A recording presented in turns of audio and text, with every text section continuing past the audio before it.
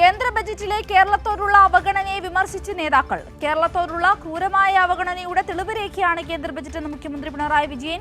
കേരളത്തെ നിരാശപ്പെടുത്തുന്ന ബജറ്റാണെന്ന് ധനമന്ത്രി കെ.എൻ. ബാലഗോപാലും. കേരളത്തോടുള്ള യുദ്ധപ്രഖ്യാപനമാണ് കേന്ദ്ര ബജറ്റെന്ന് CPIM സംസ്ഥാന സെക്രട്ടറി MV ഗോവിന്ദൻ മാസ്റ്ററും പ്രതികരിച്ചു.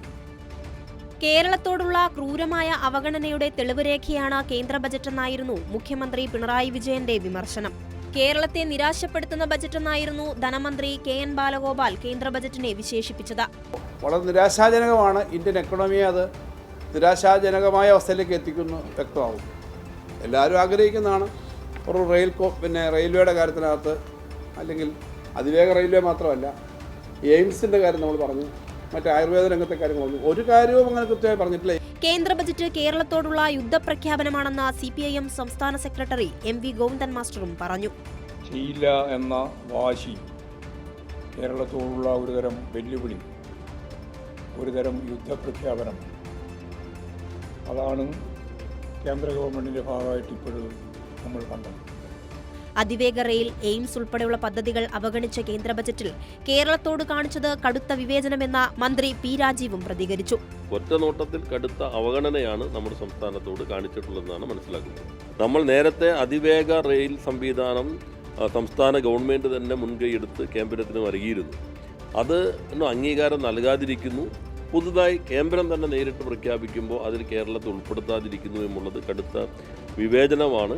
കേരളത്തോടുള്ള കേന്ദ്ര അവഗണനയിൽ MPമാരായ ഡോക്ടർ ജോൺ ബ്രിട്ടാസും K. രാധാകൃഷ്ണനും രൂക്ഷമായി വിമർശിച്ചു. പൊതുവെ കേരളത്തിന്റെ ഒരു ആവശ്യത്തോടും അനുഭാവപൂർവമായ ഒരു പരിഗണനയും നൽകാത്ത ഒരു ബജറ്റാണ്.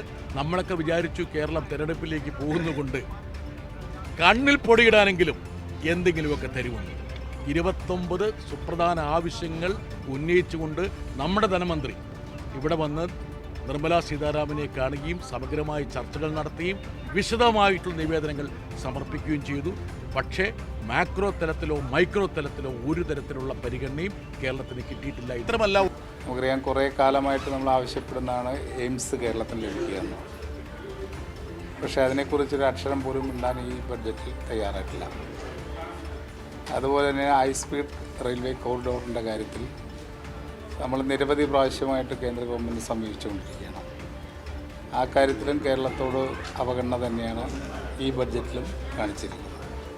കേന്ദ്ര ബജറ്റിൽ പൊതുവിദ്യാഭ്യാസ മേഖലയ്ക്ക് പൂർണ്ണ അവഗണനയെന്ന വിദ്യാഭ്യാസ മന്ത്രി V. ശിവൻകുട്ടിയും പ്രതികരിച്ചു.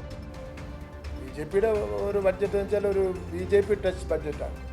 അപ്പോൾ അതിൽ തൊഴിലാളികൾ കാണില്ല, പാവപ്പെട്ടവും കാണില്ല, സാധാരണക്കാരൻ കാണില്ല. അവിടെ പശുവും കാളയും ആമയും അതെല്ലാം ഉണ്ടാവും.